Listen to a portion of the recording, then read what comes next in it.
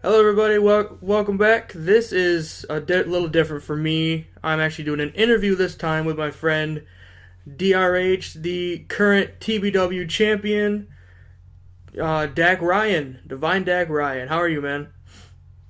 I'm doing great, man. How are you? I am doing really good. This is my first interview I've ever done, so I hope I do it correctly. All right. So Dak, go into a little bit of your childhood and kind of why you like wrestling, and kind of how you got into it. Well, believe it or not, actually, my great grandfather, actually got me into it, and I watched my first wrestling match at around 3 years old. So this is very, it's not foreign to me. Wrestling has always been part of my life, and it captivated me. It was just something that I liked, because I really liked anime as a kid, and I really liked like fighting and just stuff that you didn't see on an everyday basis.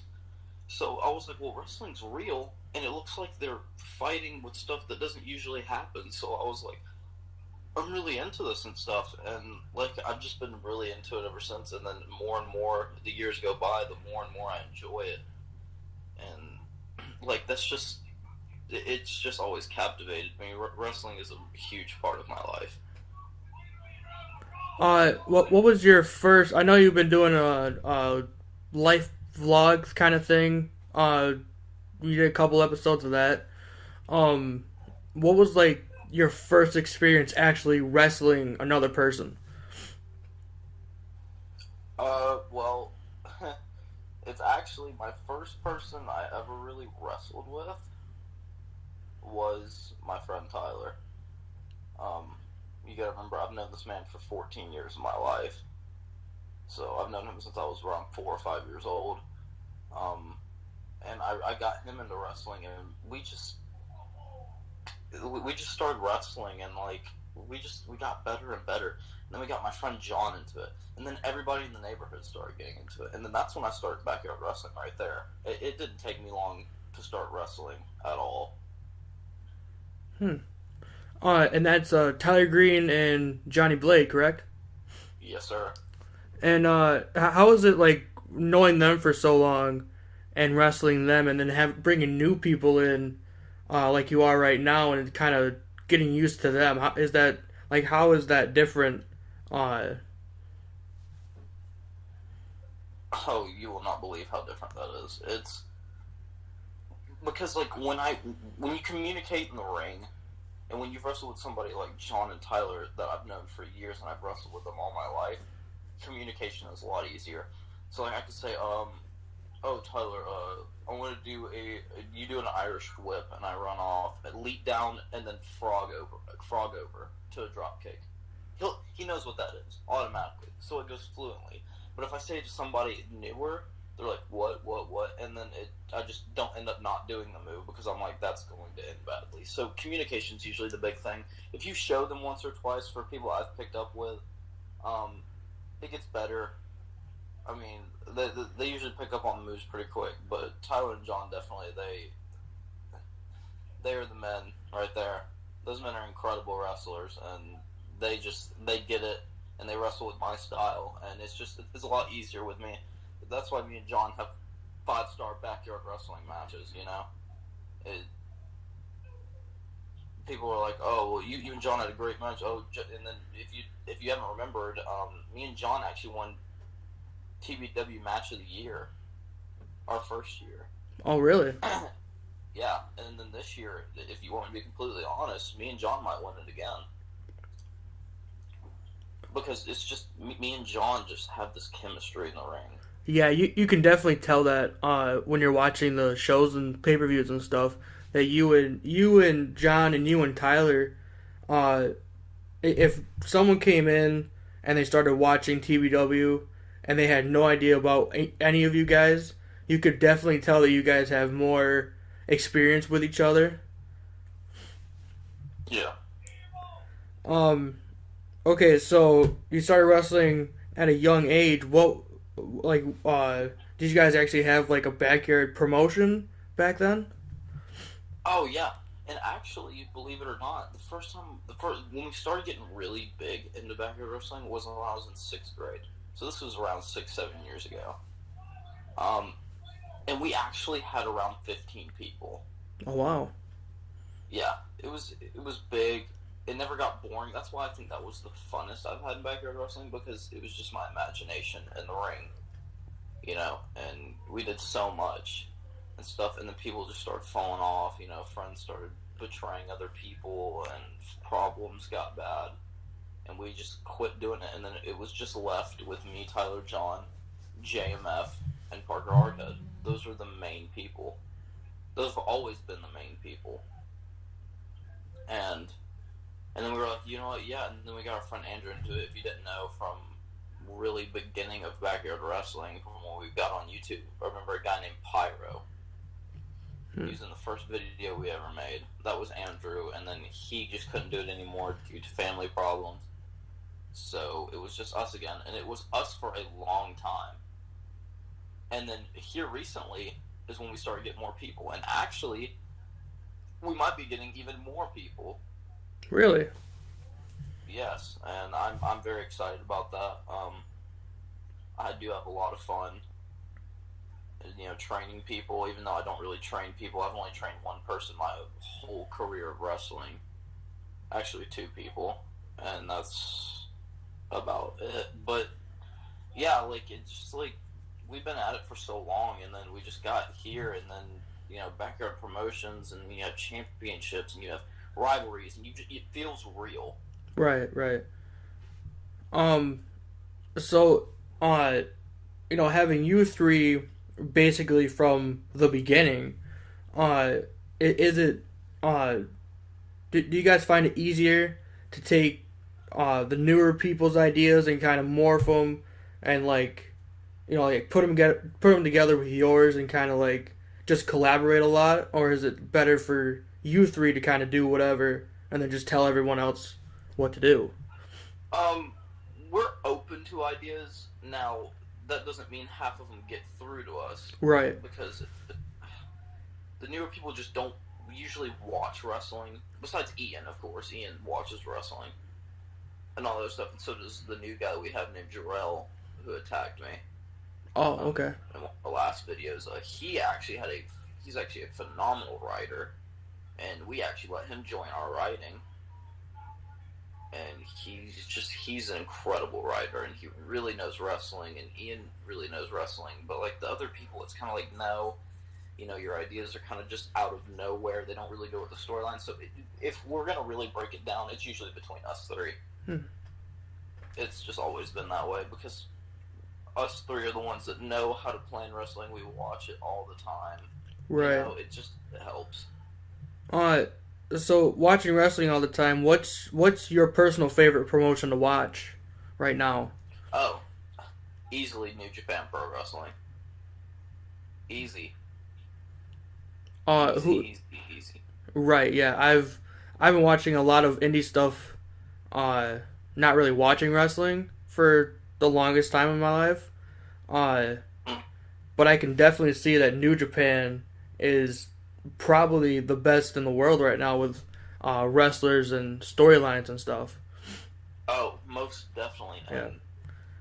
And speaking of like indie wrestling and stuff, it's actually funny how much indie wrestling has influenced me. So I was watching, I only watched WWE for a long time, of course, because it was WWE. And as a kid, you're like, oh, it's the only wrestling on the planet, when it's not that at all. Right, and right. Actually, when I first got into indie wrestling, I started watching it more. My wrestling got 10 times better. That's just how much influence indie does have on me. And personally, I've always been an indie wrestling fan. It's just you see more diehard stuff. It's like me with NFL and college football. I see more heart and stuff in college football because they don't get paid. You know what I mean? I mean, indie wrestlers do get paid, but you see what I'm saying? Yeah, I totally see what you're saying. And like NFL, you're kind of like, oh, they're getting paid lots of money. Half of them are not even trying out there. But the college football, they're really getting it. Yeah. And it's kind of like that with indie wrestling. You know, it's put your body and your heart on the line. You're putting everything out there to entertain, to see if the bigger companies will see you. Right. And a big example of that is Kenny Omega. I agree. You know, I'm not going to get too much into this, but Kenny Omega is one of those guys that is one of the best wrestlers in the world. That man is incredible, and that man is a phenomenal athlete and a strong, strong competitor. Yes. And Yes, he is. He puts everything out there every match he does, and that's what you have to do in order to get noticed like he does. He's on the top of the charts. Yes. He is the #1 wrestler in the world. Yeah. Like that's just how it is. You put your heart out there, and that's what you get. Hard work pays off with that, and that's what I like about indie wrestling. Yes, you can definitely see it in New Japan, and I even think that you can see it a lot in ROH. Really, um, Yeah. with all their you have Bullet Club and basically versus ROH sometimes, and you can definitely see where the ROH guys like Punishment Martinez or Dalton Castle or someone like that, like they put their all into it, and you can watch it and tell. Yeah, no, definitely. Like it's one of those things. Like if you've been watching wrestling for a long time and you've seen all these promotions and stuff, you can tell it right off the bat. Yeah. It's just one of those things that you pick up. So speaking of being influenced by indie wrestling, who are your biggest influences? I obviously know Kenny Omega because of your D Trigger finish. Yes, sir. Yeah, I love that knee strike. I gotta say though, I think your D Trigger might actually be better. Might be better than the V Trigger that Omega does. I don't know about that, man. Kenny Omega, like I don't mean to take anything from Kenny and stuff, but like I really appreciate that. I I work really hard on that move, and I try to make it look the best I can, because you see all these other promotions that do it, all these backyard wrestling promotions that do it, and they all suck. They all suck at the knee strike, and I'm like, guys, don't actually hit them with your knee. You know, it's professional wrestling, man. Right. You either do the move good or you don't. It's Right. one of those things. Yeah. Yeah. Not to take anything away from Omega, but just like the determination in your face and in your eyes, you can tell you really want to hit that move, and I do like Omega. Obviously, Omega is the best in the world, but I don't know. It's just it's a little different. You can kind of see the difference between you and Omega, but I think yours is probably better. Well, thanks, man. I really appreciate that. No problem. No Oh, problem wow.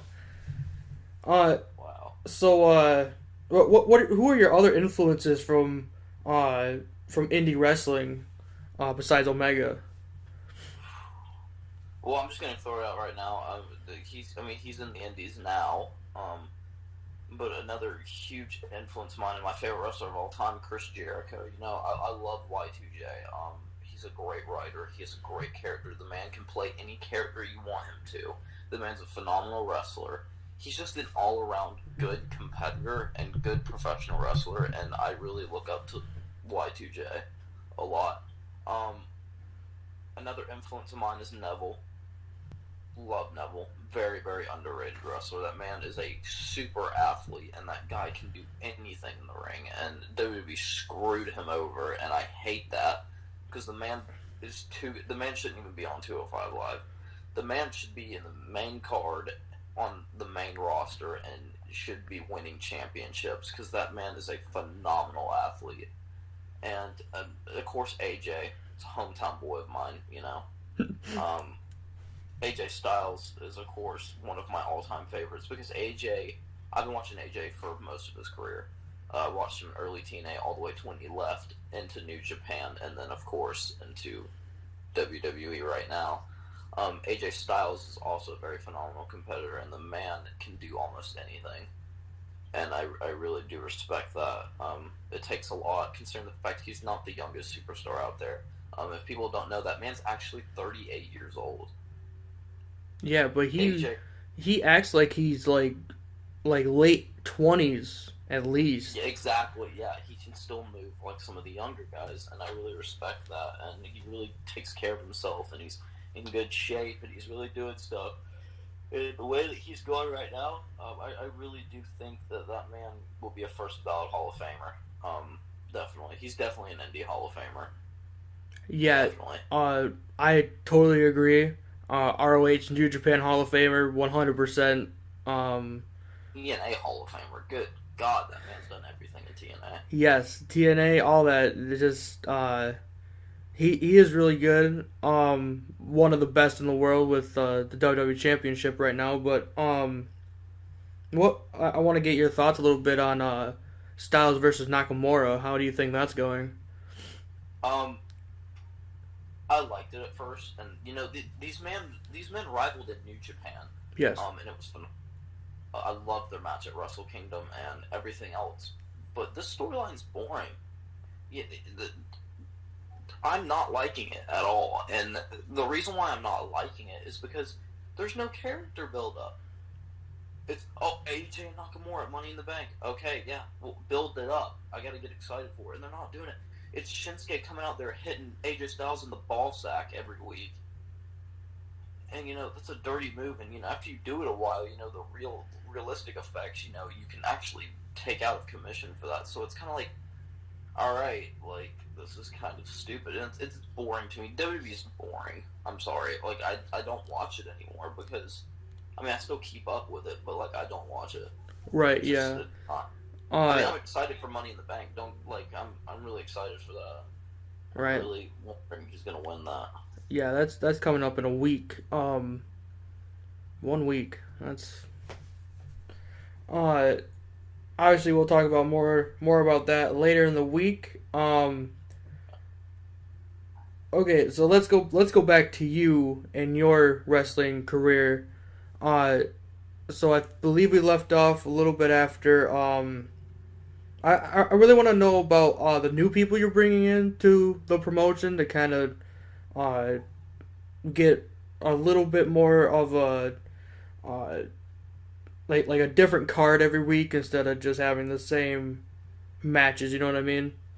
Yeah. Uh, I, Um. Sorry, man. Continue.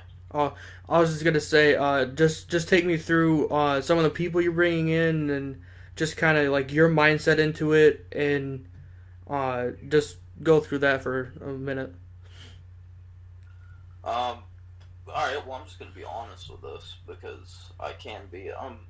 Ian Stacks is by far one of my favorite competitors in this company. That man has excelled in everything that he's done, and I only trained him for about a month. Really? That man has already gotten up to the status that he's at. Me and him, I think it's one of those people that we have natural chemistry together. Uh, I used to wrestle just like him. I used to be super high fly, you know. I used to do all that stuff, and I've calmed down on it a little because, you know, I'm getting bigger and all the other stuff. And not saying I can't do any of the flips. I could do more flips than I've ever done in my entire life. But I'm just not about it anymore due to the fact of the dangerous ability that it is, and the fact that I'm so much better at strong style and technical that that's just my go-to now. But like I used to wrestle like Ian, so I was like Tyler, John, you know, let me take Ian. And I don't train anybody. I've trained Johnny Blade and I've trained Ian Stacks. Those are the only two people I've trained in my entire life. And I didn't even full on teach John. John's had help by getting taught by Tyler and me, but Ian is all mine. I have taken Ian under my wing, and that man has excelled. And it makes me want to teach more people, but the fact that I know that they're not going to be like Ian is just how it is. You know, Ian is just a whole nother breed of wrestler, and he can learn fast. You tell him to do something, and you go over it once or twice, and he's got it. He'll do it. it's very easy. It's easy, and that's what I like. I don't like to be complicated with it. I want to go simple and easy, and that's just how it goes, man. And I really do enjoy everything that we do in wrestling. So yeah, Ian is my favorite so far. Quentin Zero is kind of a prick. And the reason why he's kind of a prick is because the man wants to do what he wants to do. Right. And I keep telling him, you F up in our match, and I'm going to stiff you for real, and it's going to be bad.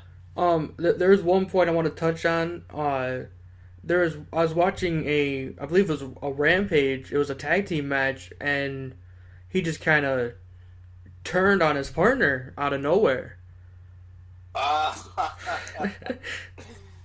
Oh my god, yeah, I was so pissed. Like for real, I was watching that and I was like, there was no build up to that at all, just out of nowhere. And here's the thing, is I told him before the match, I was like, don't do anything stupid. Go. Tyler was leading on that match. Okay, Tyler had all the spots planned. Oh. Tyler said he did 0 of the spots that they had taught him to do. Really? That man free-balled it out there. Oh my god. Terrible idea. God awful. And I was like, are you are you actually serious? And you turn on this partner, and if you actually hear close in the camera, you can hear me repeatedly saying "fuck" in the background because I was so mad.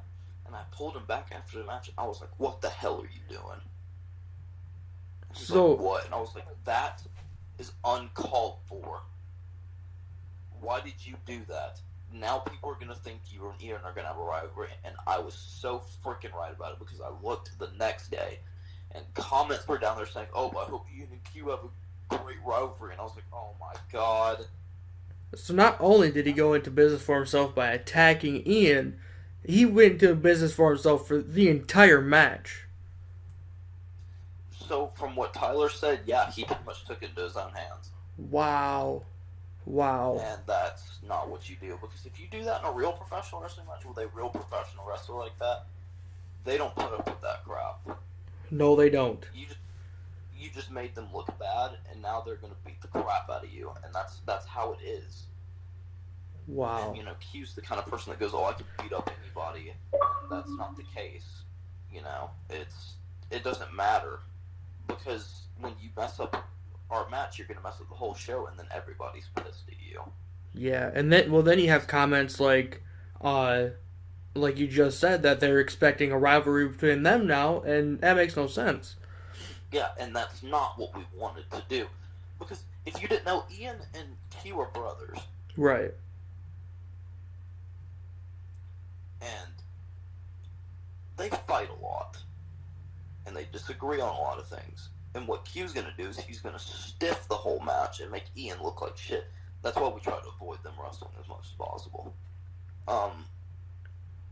Because it's just going to look bad for our product, and we try not to make the same card every week, but it's hard with only a handful of people. Yeah, that's true. You can only do so much with what you're given, Exactly.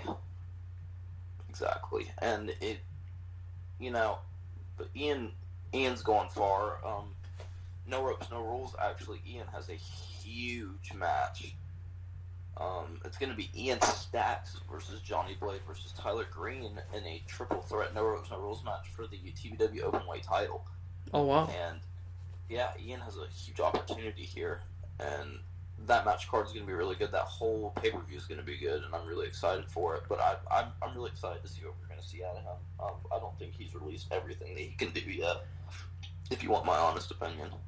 Of course, I always want your honest opinion. That's what these interviews are for. Yeah, and when it comes to wrestling and stuff like that, I'm honest with it. Yeah. So you're the current TBW champion, correct? Yes, sir, I am. How many times have you won that belt? 6 times. 6 times. 6 times. Wow. That's a lot. And I was the first TBW Openweight champion and the first ever World Heavyweight champion. Oh wow. So yeah, I feel accomplished. I would say I definitely have a good resume in backyard wrestling. Yeah, I would totally agree with that.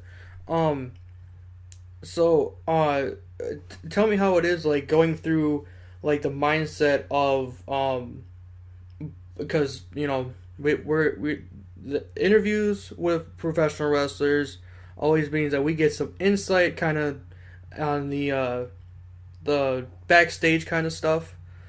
Um, so how is it like going through setting up a title match like behind the scenes? It's usually pretty smooth. Mainly, well, it just really depends. Like with me and John, it's always simple because me and John already have stuff planned, and we know it's going to look good no matter who wins the title. So me and John have always agreed on wrestling terms. Me and John have really never argued about wrestling. Me and him are usually on the same page and everything else. But if it's somebody like Parker, it's sometimes people bitch about it, and sometimes it's not even Parker that bitch about it. Sometimes it's just other people in the company that are like, well, why are you winning it? And it's not about your feelings here. I'm sorry. It's about storyline and what the fans want. And to throw the fans off, it's not, oh, well, I don't feel like you should be world champion because I want to be world champion. I don't care. I don't care what you feel. Because we're doing this for storyline and we're doing it to look good. And that's another issue with Quentin Zero is the man came in there first day and was like, so when am I getting a world title match? And I sat there and laughed in his face. I was like, show me what you can do and maybe we'll work something out. He's pretty pissed that Jarrell is actually getting a world title match at No Rules, No Rules. But here's the thing is that Jarrell showed me what he can do and the man wrote a storyline. The man did two things in one. How can I not give him a world title match? Yeah, and you don't get a world title match by going into business for yourself. No, that's the absolute wrong way to get a world title match. That actually pushes you more back. Yeah. Yeah, that's wow. Like, yeah, it's like that's not how you get a world title match. That's how you become a jobber for the rest of your career. Yeah, because people don't like that. right, and yeah. So 6 times you've been TBW champion. Have you guys ever had like tag title belts at all? No, because we don't usually have enough people. But the more people we're getting now, we've been in talks about it. We've been actually in talks about faction rivalries. But like I said, you gotta have a lot of people for that. It doesn't make sense to have 2 people left out of the faction and everybody else in the company is in a faction. Right. It doesn't look good that way. And yeah, we just can't. We just don't do that. And it's actually hard to actually set up a tag team division. It's very hard. Right. Yeah, I bet you have to have a lot of people for tag division. Exactly. To where it's not the same tag teams going at it. Right. Look at WWE. They have like the same tag teams on every single week, and it's boring. It's boring. Exactly. Throw somebody new in there. Yeah. Yeah, I totally get that. I totally understand that. Yeah. So we talked about your male influences. Kind of, I want to know what your views on women's wrestling is. Like, who's your like top 3 right now? Who's my top 3 women's wrestlers? Yeah. Charlotte, Asuka, and Kairi Sane. I would probably have to say. Well, that's hard because I like Ember Moon too. Yeah, she's good. I like Kairi, but I'm gonna have to take Kairi out because she hasn't really done anything. So yeah, I would have to go Charlotte, Asuka, Ember Moon. Those women are phenomenal wrestlers. They really put everything into it, and that's what I really like. Right. Put your heart out into it, show that you're the best wrestler you can be, and that's why That's how you get behind people, you know. So yeah, Yeah. those are my top three. Hmm. Um.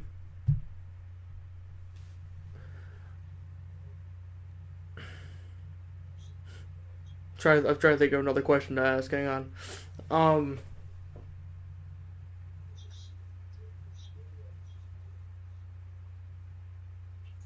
Oh, okay. So, um, when you lose the TBW World Title, what would be your what would be your preferred way to lose it?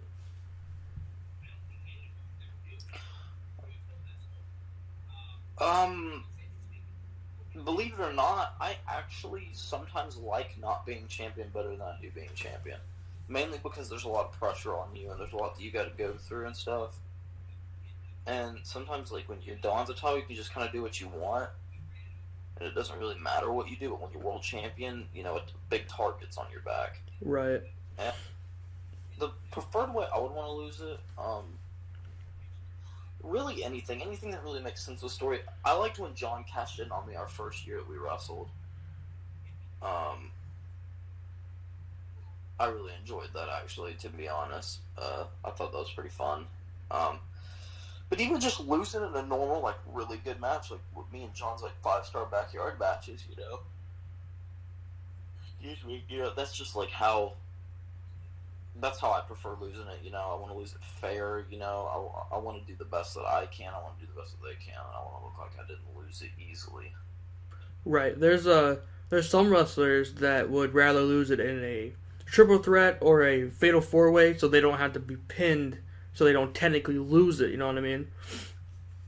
Like I said, it's just depending on the storyline. But if that's the only way you prefer losing it, then you're a puss, and you don't need to be champion anyways. Yeah, that is true. But there's some wrestlers out there, you know, Hulk Hogan. Well, I'm for sure if he wrestled right now, that's what he would prefer right now.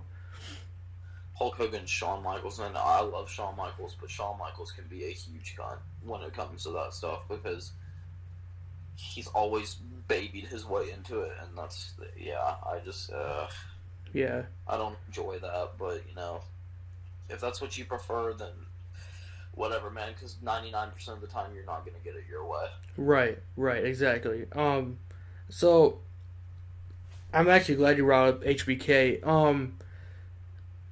So it's been rumored, not totally confirmed, but it's been rumored that HBK might want to come back. Would you want to see that after 8 years? No, No. and the reason why I don't want to see it is what if you don't know who JD from New York is, 206. He does podcast stuff about wrestling. My favorite podcaster about wrestling. The man really knows a lot about wrestling, and I totally agree with what he said. He quoted that I don't want to see a 52-year-old man wrestling in a ring because it's not the same showstopper. And I totally agree with that. You know, I would. And then he said now I prefer him to see him in a tag match with like Triple H and stuff, so he doesn't have to wrestle long. But Right. you could still see his presence. Yeah. Yeah. And He's still there. He's just not only him. Right. yeah, and I think I prefer that too. Um, yeah, I really do think I would prefer that instead of him coming along because like he said, you're not going to see the same. You're not going to see the same Shawn Michaels. The man hasn't wrestled in 8 years. The man hasn't gone full on. You know, Right. it's not the same Shawn Michaels. Right. Well, here's my counterpoint to that. Undertaker is a couple years older than Shawn Michaels is, and Yes, he's wrestled what twice this year already. yes, he has, and I've actually heard rumors that he's going to be wrestling more, which I don't want to see because it's not the same Undertaker. That man, you know, it's short matches now. Yeah. Have you noticed that? I have noticed that actually. Yeah. Um, the man can't wrestle a full match like that. The man's 50-something years old. Yes. I mean, the man wrestled for over 2 decades, and it's not the same. Um, when even though I didn't want Brock to beat the streak, that's when it should have ended. Yeah. That's Yeah. when he should have retired. But some people like that. But then again, I have mad respect for that because that shows how much you love the business. Agreed. And, yeah, it's just old, he's going to regret it later on. I'm sure he He's going to be will, in a lot but right now he's having a lot of fun, and yeah, and and that's really only that matters, yeah. So I enjoy him. I enjoy if he's happy and stuff. So I'm not gonna complain about it. I kind of want to go into, what, like, where did you want to end up? Like, kind of take me through a career trajectory that you kind of want to take, after you leave TBW or whatever. Just kind of go through Well, that. of course, wrestle and stuff, but my main objective is to go to Ring of Honor and New Japan Pro Wrestling. That's that's that's what I really want to do. Of course, I want to go to WWE at some point. Who doesn't? If you say you don't want to go to WWE, you're an idiot. Right. That's paying wrestling you can get. It's the number one wrestling company in the world. Yes. If you say you don't want to go to WWE, then you're being an idiot. Everybody wants to go to WWE at some point. No, I want to go later on in my career. Like AJ. AJ did it smart. Yeah. Yeah. AJ goes in there, and AJ's only going to be wrestling for the next 5 to 7 years. That man's not going to last another 10 years. No, but And he's go ahead. and he's going to stop, and then he's going to become a Hall of Famer. He's going to do literally everything wrestling has to offer for him, and that man, boom, right there. That man has done a legendary status in wrestling. That is true. That's what it's all about. I kind of want to follow that same path that AJ did. Well, you want to follow the same path? Could we see maybe in the future Devine Dak Ryan joining Bullet Club? If they offered it to me, man, and it was in good shape and stuff, and I really would enjoy it, hell yeah, I'd go for it. But if it's gonna stop me from getting title shots and doing my own thing, then I will not take that offer. But yeah, I mean, I'm a huge fan of Bullet Club, of course. I love indie wrestling. I love the Bucks. I love all that stuff.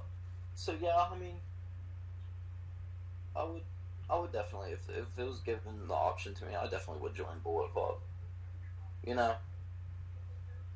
So I don't know if you've heard any other. There's a lot of rumors going around that Vince might want to start working with ROH and New Japan since they're 2 and 3 in the world right now. Would you like to see Bullet Club kind of like show up on Raw and SmackDown every now and then? No, and the reason why I don't is because I know what Vince is doing. Vince is trying to monopolize the wrestling business. He wants to be the only one standing. I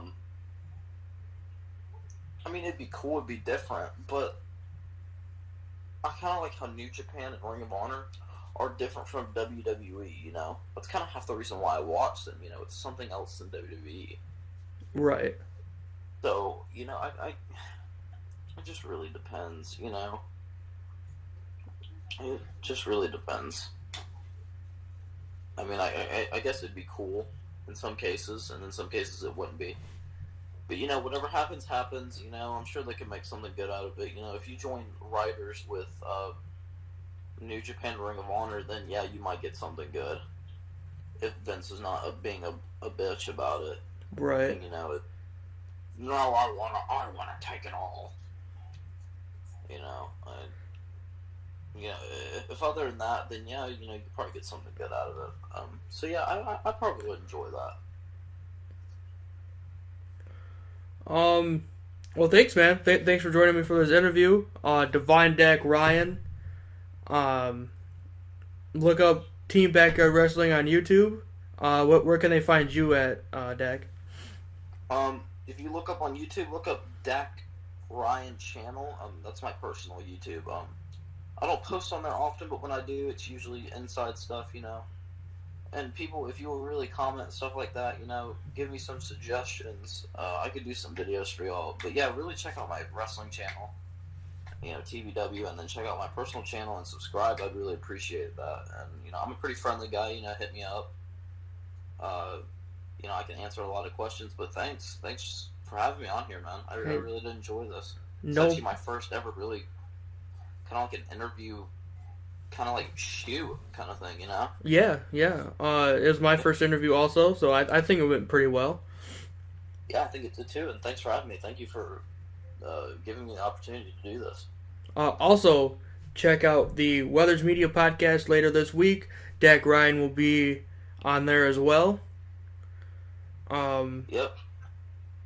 So thanks, Dak. This has been really fun. Yeah, it really has. Thanks, man. Thanks for the opportunity. We're going to do this more often. Yeah. We're gonna have to. You can come on the podcast, or we can do another interview whenever you want to, man. Awesome, dude. I really appreciate it. Thank you. For Devine, Dak Ryan, TBW champion. What's the next pay per view coming up? No ropes, no rules. It's one of our big ones, one of our most popular ones. We've never had a bad no ropes, no rules show. So really, check that out, guys. Yeah, go subscribe to that. Go subscribe to Dak Ryan.